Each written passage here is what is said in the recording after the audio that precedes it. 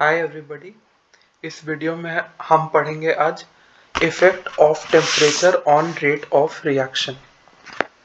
तो बेसिकली ये हम लोग को बताता है कि in most of the reactions on increasing temperature rate also increases.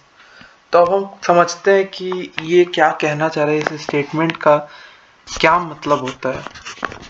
तो सीधा सीधा बात है कि अगर इसके शब्दों पे जाए तो इसका मतलब है कि टेम्परेचर को अगर हम लोग ज़्यादा करते हैं तो रेट जो होता है वो भी ज़्यादा हो जाएगा।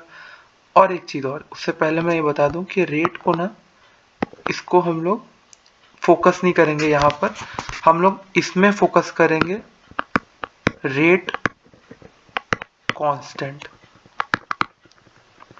Rate constant also increases. तो यहाँ पर होता क्या है कि टेम्परेचर को अगर हम लोग ज़्यादा करेंगे तो रेट भी ज़्यादा होगा। टेम्परेचर को हम लोग कम करते हैं तो क्या होगा, रेट भी खुद कम हो जाएगा। तो इसका मतलब क्या हुआ कि ये दोनों एक दूसरे से डायरेक्टली प्रोपोर्शनल हुए।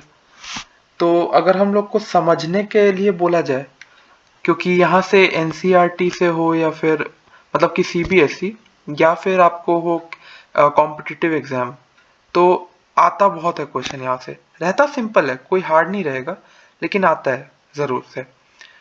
तो ये चीज़ समझना थोड़ा इम्पोर्टेंट है कि जैसे ये हो गया थ्योरी के टर्म्स में, मतलब कि हम लोग को पढ़ने में आसानी हो, लिखने में आसानी हो, बोर्ड में है तो उसके लिए। लेकिन थ्योरी हो गया, अब हम लोग मैथमेटिकल टर्म्स पे आते हैं। ठीक है, मैथमेटिकल नोटेशन पे आते हैं कि हम लोग इसको कैसे फॉर्मूला में लिखेंगे। तो हम लोग को पता है कि rate is equal to rate constant of concentration. तो अब मैं यहाँ पर लिख देता हूँ, ये रेट कैसे है, मैं किसका है, रेट ऑफ रिएक्शन। ये क्या है, ये भी रेट है, किसका, रेट कांस्टेंट है ये, किसका, कॉन्सेंट्रेशन का। ठीक, तो ये हो गया मैथमेटिकल टर्म्स में।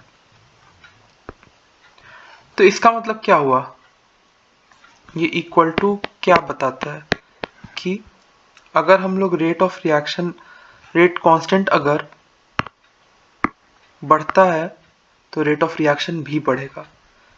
Rate of reaction, rate constant कम होता है तो रेट ऑफ रिएक्शन भी कम होएगा।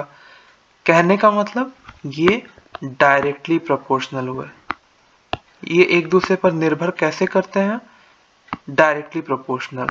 मतलब एक बढ़ेगा तो दूसरा भी बढ़ेगा, एक कम होएगा तो दूसरा भी कम होएगा, इस टाइप से। तो मेरे ख्याल से समझ आ गया होगा ये चीज। और अब हम लोग आगे बढ़ते हैं। ठीक,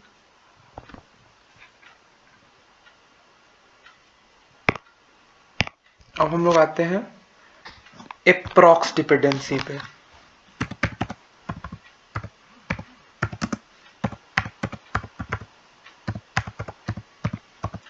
एप्रॉक्स डिपेंडेंसी पे आते हैं।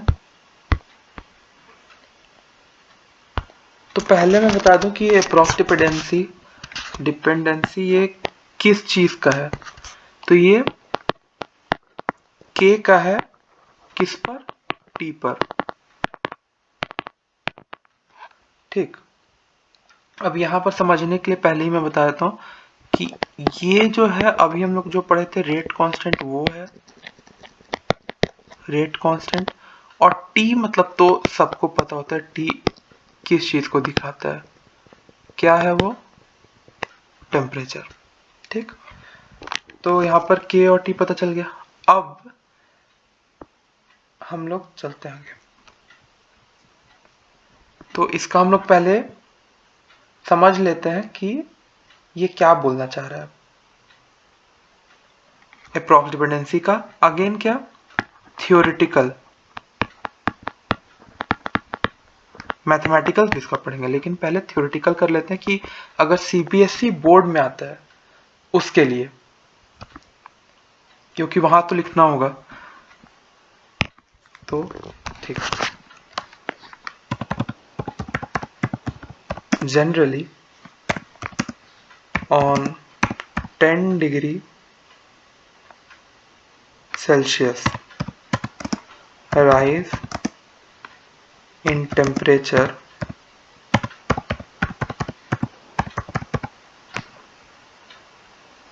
क्या होता है, मतलब 10 डिग्री ये बोल रहा है बढ़ाने पर, अगर 10 डिग्री बढ़ाएंगे तो क्या होएगा देखते हैं। Rate constant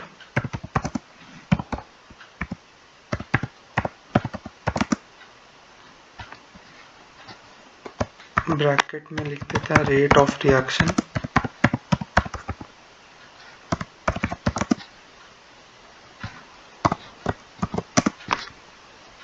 nearly doubles. ये स्टेटमेंट एकदम रट लेना है, क्योंकि ये सीबीएसई में काम आएगा ही, इसको लिखना पड़ेगा स्टेटमेंट को, तो इसलिए इसको मिस नहीं करना है, इसको लिख ही देना है रट के। तो ये क्या दिखा रहा है, कुछ कुछ पॉइंट्स है जो हम लोग इसमें देखेंगे। तो पहला देखिए, पहला पॉइंट क्या है। पहला पॉइंट बता रहा है, जो कि हम लोग को दिख भी रहा है, कि अगर हम लोग टेम्परेचर को 10 डिग्री अगर हम लोग बढ़ाते हैं, ठीक, तो क्या होगा, रेट कांस्टेंट या फिर रेट ऑफ रिएक्शन वो भी वो डबल हो जाएगा, के जो है वो डबल हो जाएगा। ठीक, पहला चीज ये कि यहाँ पर सेल्सियस है, ये नहीं सोचना है कि अरे टेम्परेचर का एसआई यूनिट तो क्या होता है, केल्विन होता है, तो केल्विन ही डालेंगे ना, जाहिर सी बात है। तो क्या हो जाएगा, गलत। फिर आते हैं कि अच्छा फ़ारेनहाइट तो हम लोग थर्मोमीटर में यूज करते हैं, तो शायद मतलब थर्मोमीटर से इसका कोई रिलेशन हो, तो उसमें भी क्या हो जाएगा, गलत। ये नहीं यूज करना, मैं पहले ही बता दिया हूँ। करना क्या है, सेल्सियस, यही रट लेना है दिमाग में कि ये ही यूज करना है, वरना बाकी गलत हो जाएगा। ठीक है, खैर ये तो हम लोग समझ गए कि सेल्सियस होगा। तो टेम्परेचर अगर हम लोग 10 डिग्री बढ़ाएंगे तो के क्या होगा, डबल हो जाएगा। ठीक, के मतलब रेट कांस्टेंट। अच्छा, दूसरा चीज ये कि लिखा है यहाँ पर रेट कांस्टेंट और ब्रैकेट में लिखा है रेट ऑफ रिएक्शन। तो क्या हम ये समझें कि रेट कांस्टेंट और रेट ऑफ रिएक्शन सेम होता है? तो आंसर है नहीं, बिल्कुल भी नहीं। रेट कांस्टेंट और रेट ऑफ रिएक्शन अलग अलग चीज़ हैं। तो क्वेश्चन ये आता है दिमाग में कि फिर साथ में क्यों लिखा हुआ है, अलग भी लिख सकते थे। तो इसका आंसर है कि अभी हम लोग पढ़े थे rate constant is directly proportional to rate of reaction, यानी कि एक बढ़ता है तो दूसरा भी बढ़ता है, एक कम होता है तो दूसरा भी कम हो जाता है। तो इसलिए हम लोग इसको यहाँ पर इस्तेमाल कर रहे हैं, बाकी होता है दोनों अलग अलग चीजें हैं। ठीक है, अब देख लेते हैं कहाँ पर लोग समझे थे, यहाँ पर समझे थे, याद करने के लिए दिखा देते हैं। मैथमेटिकल नोटेशन में इसके पहले जब लिखे थे rate equal to rate constant of concentration, तब हम लोग पढ़े थे कि ये डायरेक्टली प्रोपोर्शनल होता है। तो बस वही उसी को इस्तेमाल करके यहाँ पर ये स्टेटमेंट में लिख दिया गया है। इसमें कोई गलत नहीं है, लेकिन फिर भी मैं बता दिया कि ये दोनों अलग अलग चीज़ें हैं, बाकी चीज़ों में हमको इसको यूज़ नहीं करना है। ठीक, तो ये हम लोग थ्योरी कर लिए थ्योरेटिकल वे में। अब हम लोग मैथमेटिकल नोटेशन पे आते हैं।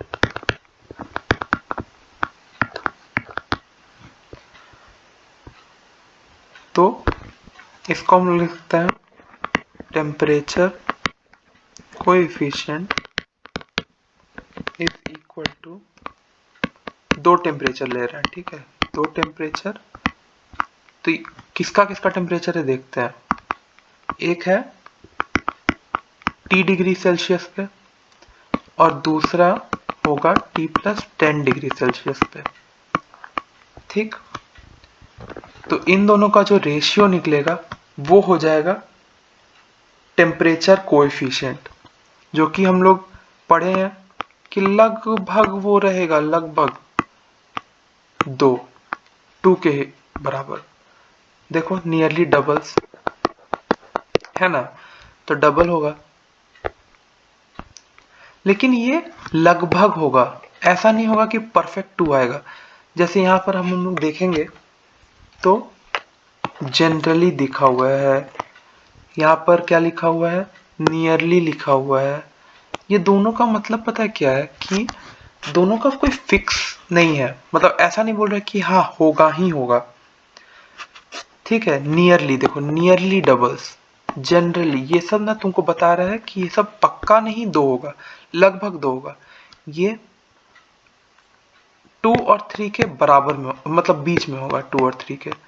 ये हो सकता है 2 भी हो जाए, ये हो सकता है 2.1 भी हो जाए, ये हो सकता है 2.2 भी हो जाए, ये हो सकता है 2.03 भी हो जाए, ये हो सकता है 2.3 भी हो जाए, ये हो सकता है 2.04 भी हो जाए, ये हो सकता है 2.4 भी हो जाए। ठीक, ये 2.5, 2.6, 2.7 लगभग इसी के रेंज में रहता है। ठीक है, ये ऐसे में आएगा। ये ऐसा मतलब नहीं समझना अपने को कि ये 2 है मतलब तो 2 ही मतलब होएगा, नहीं, ये क्या होगा 2 और 3 के बीच में रहेगा। ठीक, लगभग 2, ऐसा समझने के लिए बता रहे थे। ठीक, अब हम लोग समझते हैं कि इसका मतलब क्या है। इसका मतलब ये है ना कि अगर हम लोग लेते हैं, समझ लो 10 डिग्री सेल्सियस पे के कांस्टेंट है। ठीक, तो हम लोग बढ़ा दिए 10 डिग्री, तो इसके हिसाब से क्या हो जाएगा कि 2 के हो जाएगा रेट ऑफ रिएक्शन या फिर रेट कांस्टेंट। अब 30 डिग्री सेल्सियस कर दिए, अब क्या हो जाएगा 4K, है ना, 4K हो जाएगा। अब समझ लो हम लोग लेते हैं 40 डिग्री सेल्सियस, तो क्या होगा 8K। बस, तो मतलब यही चलता रहेगा। अब हम लोग रेट ऑफ रिएक्शन समझ लो लेते हैं 3 टाइम्स, मतलब ठीक है, ये 3 टाइम्स बढ़ेगा इस हिसाब से, तो फिर कैसे होगा वो भी समझ लेते हैं, क्योंकि हर तरीके से देखेंगे तभी समझ आएगा, अदरवाइज कंफ्यूजन हो जाएगा। ठीक है, ये तो एक था पार्ट। अब दूसरा लेते हैं।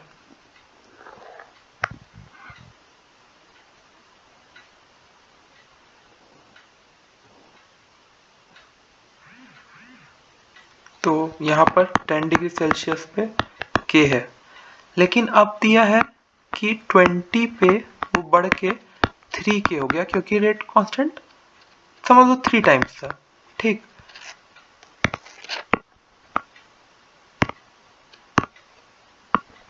तो 3K हो गया। अब तुम्हारा मेन आता है कि 30 डिग्री सेल्सियस पे फिर क्या होगा, तो ये 3K तुमको हो जाएगा 9K। क्यों, क्योंकि जो यहाँ पर बढ़ा है 3 टाइम्स, वही यहाँ और यहाँ पर बढ़ेगा, ये चेंज नहीं होएगा। इसको हम लोग नहीं लिखेंगे यहाँ K से 3K आया तो यहाँ 6K हो जाएगा, गलत, 6K नहीं होएगा यहाँ पर। अब यहाँ से यहाँ जाएगा 40 डिग्री सेल्सियस पे, तो कितना होएगा, ये 1 है, ये 3 है, ये 9 है, तो 3 मल्टीप्लाई हो रहा है, तो यहाँ पर जाने के लिए भी 3 मल्टीप्लाई कर देंगे, तो यहाँ पर हो जाएगा कितना 27K। ठीक,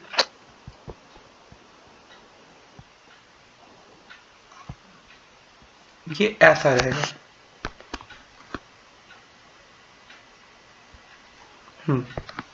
तो इतना समझ में आ गया, इसमें कोई डाउट नहीं है ना। अब हम लोग एक और क्वेश्चन कर लेते हैं ताकि हम लोग और समझ पाए अच्छे से।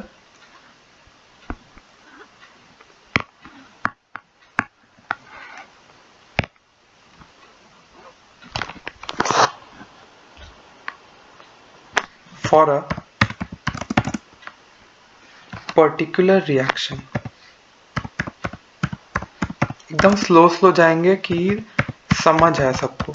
इसमें कोई वो नहीं है कि एकदम जल्दी जल्दी जल्दी जल्दी करना है वरना हम लोग पीछे रह जाएंगे, ऐसा कुछ नहीं है। हम लोग को समझ समझ के करना है, ठीक। तो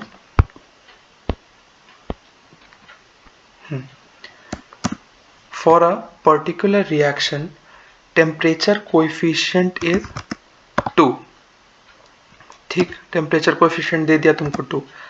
अब क्या बोल रहा है, इफ रेट ऑफ रिएक्शन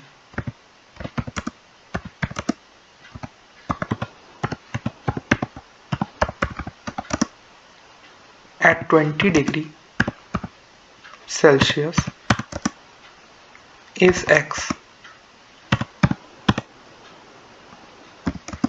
क्या बोल रहा है, फाइंड रेट एट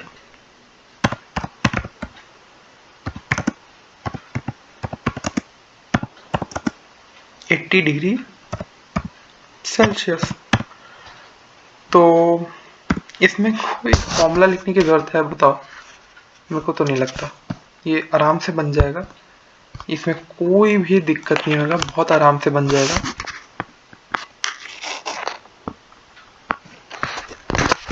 ठीक, अब देखो ये क्या बोलना चाह रहा है, पहले हम लोग समझते हैं। पहले ही बोल रहा है टेम्परेचर कोएफिशिएंट, मतलब क्या हुआ के, ये हम लोग को 2 दे दिया है, ठीक है। फिर क्या दिया, रेट ऑफ रिएक्शन 20 डिग्री दे दिया है, ठीक है। Rate of reaction is 20 degree, ठीक है। ये टेम्परेचर दिया है, रेट ऑफ रिएक्शन x दिया, ठीक, समझ गया हम। तो अब पूछा है कि टेम्परेचर 20 डिग्री सेल्सियस पे ये था, तो अगर हम लोग 80 डिग्री कर देंगे सेल्सियस तो फिर रेट ऑफ रिएक्शन क्या होएगा, ठीक है, यही पूछ रहे। तो अब हम लोग समझते हैं, इसका कोई फॉर्मूला तो है नहीं क्योंकि ये बहुत इजी है, इसको आप अपने से भी बना सकते हैं, इसमें कोई टेढ़ा काम नहीं है, इसमें आप आराम से सोच के भी बना सकते हैं, धीरे धीरे करेंगे, कोई हड़बड़ी नहीं है।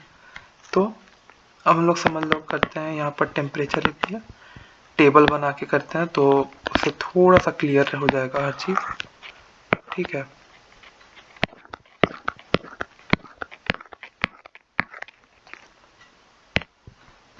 तो क्या है, 20 डिग्री का दिया हुआ है, 30 डिग्री 10-10 बढ़ाते जाएंगे। और क्यों हम लोग 10-10 बढ़ा रहे हैं, क्योंकि हम लोग को दिया गया था कि स्टेटमेंट में, जहाँ पर शुरू में हम लोग इसका डेफिनेशन पढ़े थे कि 10 बढ़ाएंगे तो डबल होएगा। तो यहाँ तो 2 दिया हुआ है ना, 2 दिया हुआ है यहाँ पर, तो उसी के हिसाब से चलते हैं, फिर कोई परेशानी नहीं है। तो अब यहाँ पर दिया हुआ है कि ये x है, ठीक। तो अब आगे क्या होएगा, डबल होते जाएगा 2x, फिर 10 डिग्री बढ़ा तो कितना हो गया 4x, फिर 10 डिग्री बढ़ा फिर क्या होगा 8x, फिर 10 डिग्री बढ़ा तो क्या होगा 16x, फिर बढ़ेगा 10 डिग्री तो क्या होगा, डबल होगा 32x, फिर 10 डिग्री बढ़ेगा तो क्या होगा 64x। तो यहाँ पर हो क्या रहा है, डबल हुआ, ठीक है, 2 टाइम्स बढ़ा डबल, तो यहाँ पर भी वही होगा डबल, यहाँ पर भी क्या होगा डबल, यहाँ पर भी होगा डबल, सबको मल्टीप्लाई करते जा रहे हैं 2 से। क्यों करते जा रहे हैं, क्योंकि यहाँ पर दिया हुआ है कि टेम्परेचर कोएफिशिएंट 2 है, ठीक। तो आंसर यहाँ पर क्या होगा, फाइंड रेट एट 80 डिग्री, तो रेट यहाँ पर क्या है 64x। कोई प्रॉब्लम यहाँ पर,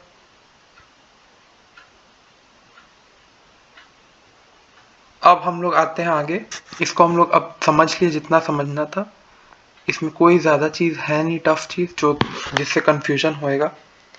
तो अब हम लोग नेक्स्ट टॉपिक पर आते हैं जो कि है एक्यूरेट डिपेंडेंसी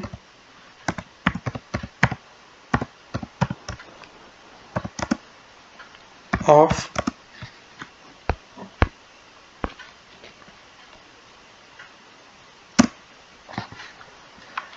के ऑन टी।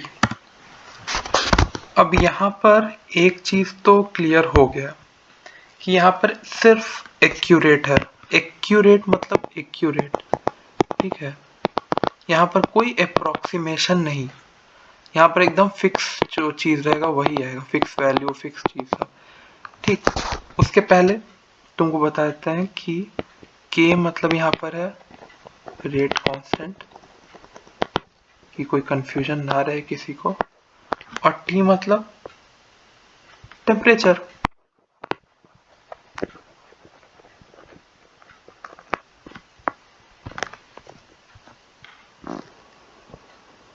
तो इसको दिया था आर्हेनियस ने।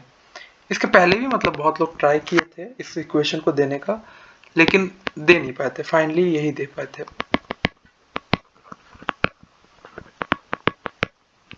तो आर्हेनियस इक्वेशन क्या होता है? k equal to E to the power minus E A by R T. हम लोग बहुत समय से पढ़े हुए आ रहे हैं, है ना, तो ये बहुत काम भी आ गए पढ़े हैं तो। अब यहाँ पर ऐसे तो हम सब पढ़े हुए हैं तो कोई दिक्कत नहीं है, लेकिन फिर भी मैं लिख देता हूँ कि कंफ्यूजन ना रहे आगे में, कि k मतलब यहाँ पर रेट कांस्टेंट होता है, फिर a मतलब होता है फ्रीक्वेंसी फैक्टर,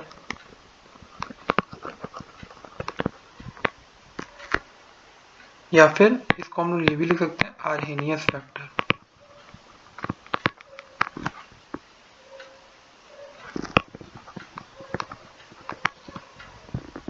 अब ये होता क्या है, या तो हम लोग को ये वैल्यू दिया ही रहेगा a, और या फिर इसके लिए हम लोग को निकालना पड़ेगा, ऐसा कुछ रहेगा, लेकिन ज्यादातर दिया ही रहता है, इसमें वो कुछ नहीं है।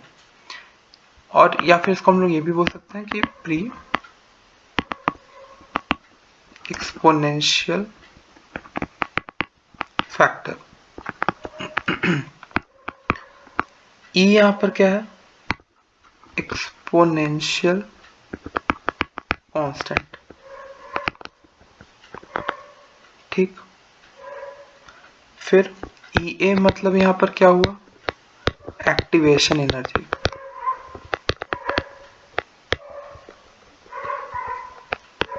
ये होता है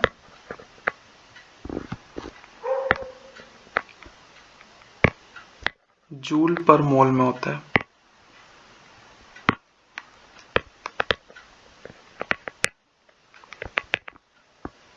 ठीक। और यहां पर आर मतलब क्या हुआ? Universal gas constant.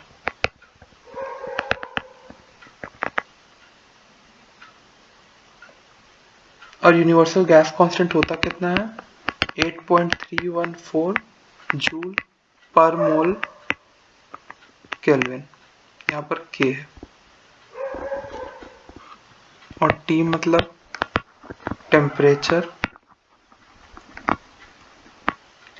अब यहाँ पर क्या आता है? इन केल्विन में, ये सेल्सियस में नहीं है, ये ध्यान रखेंगे हम लोग कि ये सेल्सियस नहीं है, ये केल्विन में दिया हुआ है, ऐसा यूनिट यहाँ पर यूज किया। तो यहाँ पर कंफ्यूज नहीं होना है, कहाँ पर केल्विन करेंगे कहाँ पर सेल्सियस, ये पता होना चाहिए, ठीक। आगे बढ़ते हैं। तो अब हम लोग आते हैं ग्राफ पे आर्हेनियस इक्वेशन के। तो यहाँ पर हम लोग के वर्सेस अगर टी का ग्राफ प्लॉट करें तो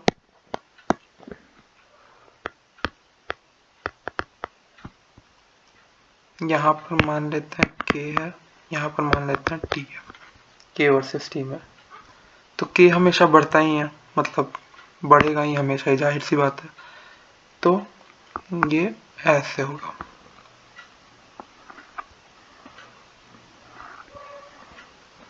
ऐसे।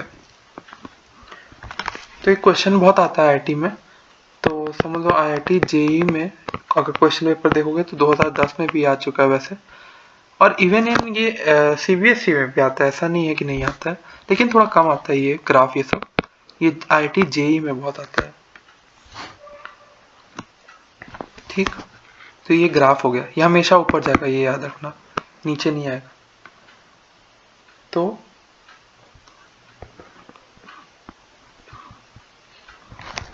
अब हम लोग नेक्स्ट टॉपिक पे आते हैं।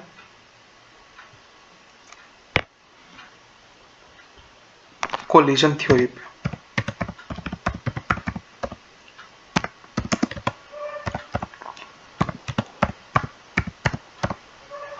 कोलिजन थ्योरी पे आ गए।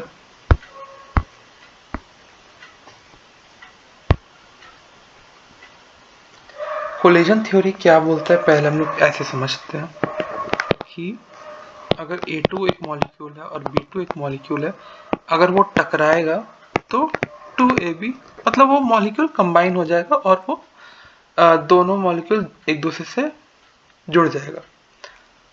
लेकिन ऐसा नहीं कि जब भी कोलाइड करेंगे तब ये कोलिजन फॉर्म हो जाएगा और मॉलिक्यूल फॉर्म हो जाएगा कोलिजन पे।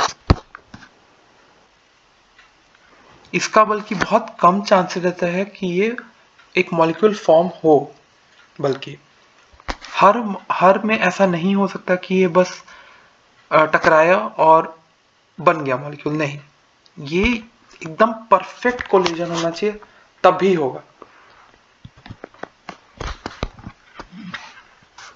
तो इससे हम लोग क्या समझे कि not all collisions between reactant molecules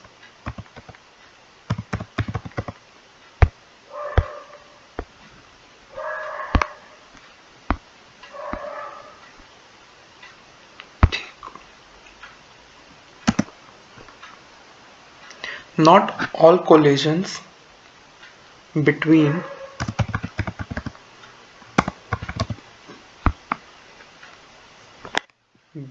molecules between reactant molecules are effective। ठीक है, पहला तो यही पॉइंट हो गया। इसका मतलब क्या है कि सारे कोलिजन्स जो रिएक्टेंट मतलब कि यहाँ पर है A2 और B2, तो सारे कोलिजन्स जितने भी टक्कर होंगे A और B के बीच में, वो जरूरी नहीं है कि इफेक्टिव हो। इफेक्टिव यहाँ पर मतलब क्या हुआ, इफेक्टिव यहाँ पर मैं लिख देता हूँ कि समझ में आ जाए कि वो प्रोडक्ट दें।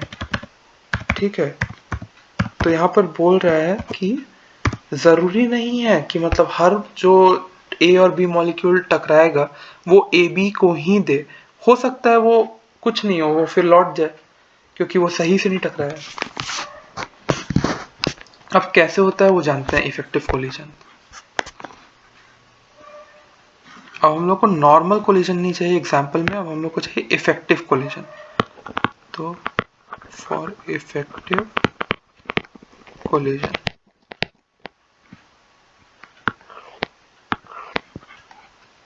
ठीक है, इसमें हम लोग को एकदम चाहिए कि मॉलिक्यूल बने ही। ठीक, तो पहला है ओरिएंटेशन।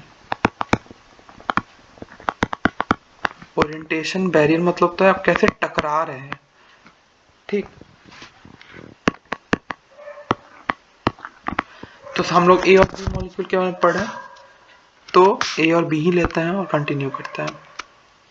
तो अगर समझ लो A ऐसा है मॉलिक्यूल और B ऐसा है,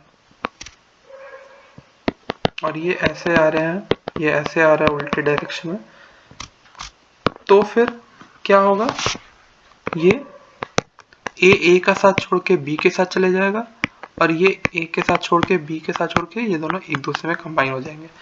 तो ये क्या हुआ, इफेक्टिव कोलिजन।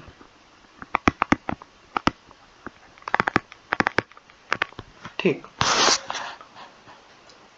लेकिन अगर समझो नहीं होने का भी कि एक मॉलिक्यूल है ए, ये ऐसे आ रहा है, और एक बी का मॉलिक्यूल हो जो ऐसे आ रहा है, तो ये क्या मॉलिक्यूल बनाएगा? ये फाइनली ए और बी रिएक्ट करेगा? तो आंसर है नहीं, नहीं करेगा। कैसे? दोनों तो एक दूसरे से एक और ए और एक बी तो मिल ही नहीं रहा है, तो ये गलत हो गया कोलिजन। क्या ये ए अगर ऐसा है और एक बी ऐसा आ रहा है, ये यहाँ से ऐसे जा रहा है और ये यहाँ से, क्या कोलाइड करेगा? नहीं। कोलाइड कर जाएगा, समझ लो टकरा जाते एक दूसरे से, तो मॉलिक्यूल बनाएगा? नहीं। मतलब एकदम परफेक्ट होना चाहिए, ये एकदम ही समझ लो। एक और एग्जांपल लेते हैं समझने के लिए कि ये ए है का मॉलिक्यूल और ये बी का मॉलिक्यूल हो गया, ये दोनों सही से आ रहा है, एकदम सीधा सीधा, टकरा गए, क्या मॉलिक्यूल बनेगा? नहीं, क्योंकि ये इफेक्टिव कोलिजन नहीं है ना। टकराना मायने रखता है, ओरिएंटेशन बैरियर यही उसका मतलब हुआ। अब दूसरे पॉइंट पे आते हैं,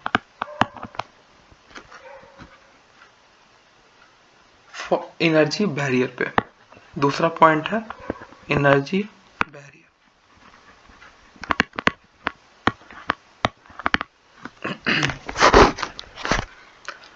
मेरे हिसाब से एकदम धीरे धीरे चल रहा हूं मैं, ताकि समझ आए सबको, तो डाउट नहीं हो। तो अब देखो, ये मैं ग्राफ बनाया,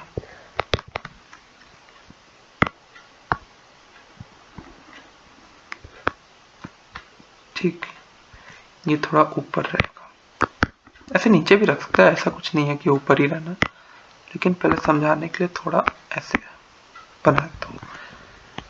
तो ये है इस साइड एनर्जी, इस साइड है रिएक्शन कोऑर्डिनेट, ये है एनर्जी किसका? रिएक्टेंट का, और ये किसका एनर्जी है? ये है प्रोडक्ट का, ठीक। तो अभी हम लोग समझ लिए पहले पॉइंट का, ओरिएंटेशन बैरियर के एकदम परफेक्ट एकदम आना चाहिए कोलाइड करने के लिए, तभी वो मॉलिक्यूल फॉर्म करेगा, जो कि सही है, ठीक, एकदम सही से होना चाहिए, वरना देखो बाकी में एकदम फॉर्म नहीं हो रहा है मॉलिक्यूल। लेकिन एक चीज और इम्पोर्टेंट है सही से टकराने के अलावा, और वो ये है ना कि उसमें एनर्जी एक्स्ट्रा होना चाहिए, तभी वो एक मॉलिक्यूल फॉर्म करेगा, वरना शायद उसमें भी वो टकरा के निकल जाएगा, सही से भी हो तो यहाँ तक की जो एनर्जी होती है, यहाँ तक की E A,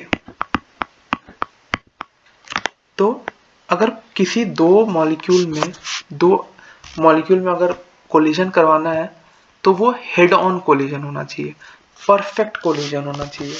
तो उसके लिए इसको यहाँ पर जो एनर्जी है, तो ये तो एक्टिवेशन एनर्जी हो गया यहाँ तक, तो इसके पास समझ लो इसको 10 जूल का एनर्जी है एग्जाम्पल में, तो और यहाँ पर 50 जूल का एनर्जी इसको चाहिए, क्योंकि एक बार इसको 50 जूल का एनर्जी मिलेगा तो ही वो प्रोडक्ट बना सकता है, रिएक्टेंट जो है, ठीक। और अगर वो 50 तक नहीं आ पाया यहाँ तक, तो फिर वो मॉलिक्यूल नहीं बना पाएगा, ये चीज है। उसको ये इतना कवर करने के लिए एनर्जी चाहिए ही चाहिए, तब ही वो, उसके बाद एक बार समझ लो यहाँ पर आ गया इस तरफ, तब कोई दिक्कत नहीं, तब वो प्रोडक्ट बना लेगा। लेकिन यहाँ तक ले 50 जूल्स के लिए तो उसको एनर्जी चाहिए, ये उसको जो है पार करना पड़ेगा ये पूरा। तो ये होता है एनर्जी बैरियर, इसको यहाँ से पार करना पड़ेगा, तभी वो, इसको बोल सकते हैं हम लोग ट्रांजिशन स्टेट, है ना। अगर इसको पार करेगा तब जाके कहीं वो प्रोडक्ट फॉर्म कर पाएगा, तो ये एक्स्ट्रा एनर्जी उसको चाहिए होता है। यहाँ पर लिख देता हूँ कि कोई कंफ्यूजन नहीं रहे, ये एक्टिवेशन एनर्जी है। और एक चीज और लिख देता हूँ, ये तो यहां तक का है, ठीक, लेकिन पूरा जो एनर्जी है यहां से लेके नीचे तक, इसको बोलते हैं ट्रांजिशन एनर्जी, इसको बोलते हैं थ्रेशोल्ड एनर्जी। ये होता है थ्रेशोल्ड एनर्जी। तो यहाँ तो ऐसे हमको थ्रेशोल्ड एनर्जी की जरूरत नहीं है, ये सिर्फ यहाँ सिर्फ एक्टिवेशन एनर्जी की जरूरत है। तो इसको हम लोग लिख सकते हैं, ऐसे पिक्चर देख के ही समझते हैं कि ये पूरा जो है वो, उसको हम लोग ईटी बोलते हैं। तो हम लोग बोल सकते हैं ईटी जो है वो बराबर है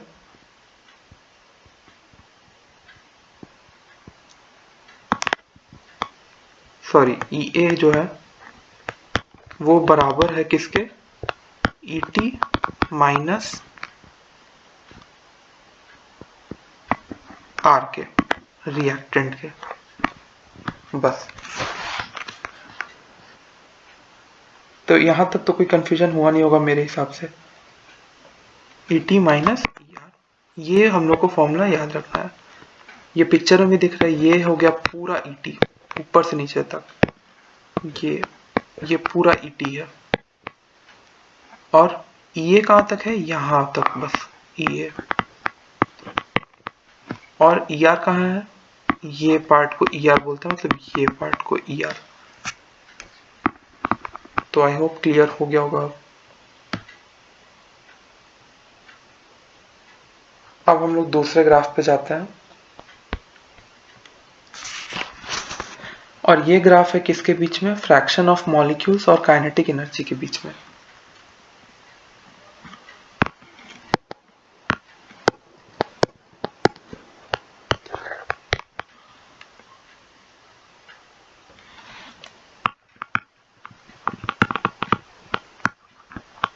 फ्रैक्शन ऑफ एनर्जी और काइनेटिक एनर्जी।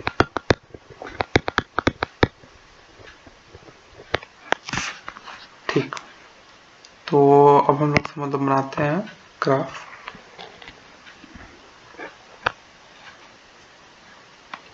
तो समझ लो ये यहाँ पर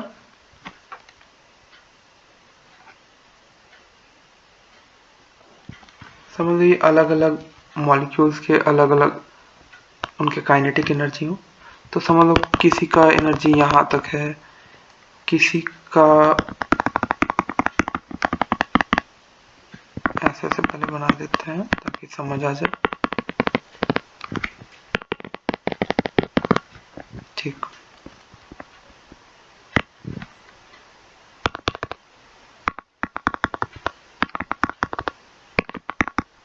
तो देखो अलग अलग मॉलिक्यूल्स का अलग अलग एनर्जी है ना, ये है। और यहाँ के बाद समझ लो यहाँ तक का तो अलग अलग वैल्यू होगा, इसका समझ लो इसका जो वैल्यू है यहाँ पर जो है इसका अलग वैल्यू होगा, इसका जो है अलग वैल्यू होगा काइनेटिक एनर्जी, इसका जो है अलग वैल्यू होगा, इसका अलग होगा, इसका जो टॉप पे है उसका अलग होगा, इसका अलग होगा, इसका अलग होगा। ठीक, ये सब का अलग अलग होगा। लेकिन जो इसके बाद आता है ये वाला पोर्शन, ये वाला पोर्शन वो है उस मॉलिक्यूल के लिए जो ऑलरेडी काइनेटिक एनर्जी इतना पा चुके हैं कि वो कोलिजन सही से कर पाके दो मॉलिक्यूल जोड़ पाए, दोनों कंबाइन हो पाए। तो ये वो मॉलिक्यूल है, ये सारे। बाकी ये सारे जो मॉलिक्यूल हैं इनका बस अलग अलग काइनेटिक एनर्जी दिखा रहा है, इनका जरूरी नहीं है कि ये मॉलिक्यूल फॉर्म कर ही पाए कोलिजन के बाद, इनका पक्का नहीं है। अब एक चीज और, बहुत लोग ये सोचेंगे कि ये ऐसे ऐसे मैं लंबा लंबा लाइन करके दिखा रहा हूँ, ये दिखा रहा है कि सबसे ज्यादा किसके पास है, मतलब ये जो यहाँ पर जो जिसका पॉइंट होगा उस वो सबसे तेज से जाएगा, उसके पास सबसे ज्यादा काइनेटिक एनर्जी होगा। तो ऐसा नहीं है, ये नंबर ऑफ मॉलिक्यूल्स दिखा रहा है। ठीक, नंबर दिखा रहा है ये नहीं दिखा रहा है कि ये स्पीड कितना है या काइनेटिक एनर्जी कितना है। तो ये समझना। तो समझ लो जो यहाँ पर होगा उसमें 50,000 होगा, ठीक। यहाँ जो होगा उसके पास 50,000 क्या मॉलिक्यूल्स होंगे। एक एग्जांपल के तौर पे दिखा रहा हूँ, ठीक है। यहाँ पर कितना होगा 40,000 मॉलिक्यूल्स हो सकते हैं। ये नंबर दिखा रहा है, यहाँ पर कितना 38,000 हो सकता है, यहाँ पर कितना 25,000 हो सकता है, यहाँ पर कितना 10,000, यहाँ पर कितना वही समझ लो 15,000। तो ऐसा ही है, ये सब मॉलिक्यूल्स दिखा रहा है, ये नहीं दिखा रहा कि उनकी काइनेटिक एनर्जी कितना है, ठीक। ये और ये पॉइंट के क्या हुआ, ये मतलब यहाँ वाला, इसको बोलेंगे ये, यही होता है कि क्या एक्टिवेशन एनर्जी।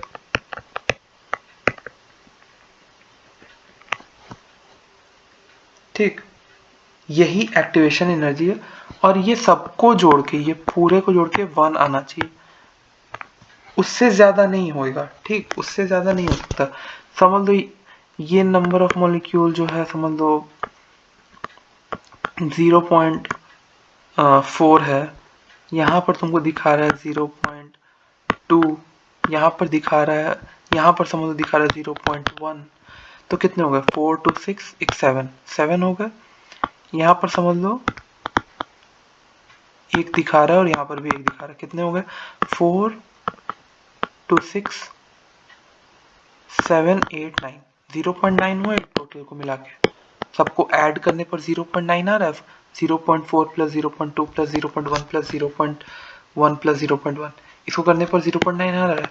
अब 0.1 बाकी कहाँ से आएगा, यहाँ से, ये जो अचीव कर गए इनका 0.1 होगा, तो सबको मिला के कितना है 1, ठीक। ये याद रखना 1 से ज्यादा नहीं जाएगा कभी भी। तो आज के वीडियो में बस इतना ही, इतना काफी था मेरे ख्याल से आज के लिए। और मैथमेटिकल टर्म्स बस एक याद कर लेंगे हम लोग इसमें, ये इम्पोर्टेंट है, ये याद रख लेना, आज के लिए काफी है ये कि एक्टिवेशन एनर्जी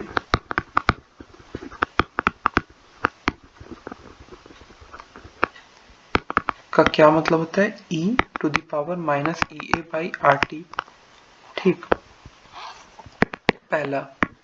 दूसरा क्या कि रेट जो होता है वो डायरेक्टली प्रोपोर्शनल होता है किसके, e to the power minus EA by RT के।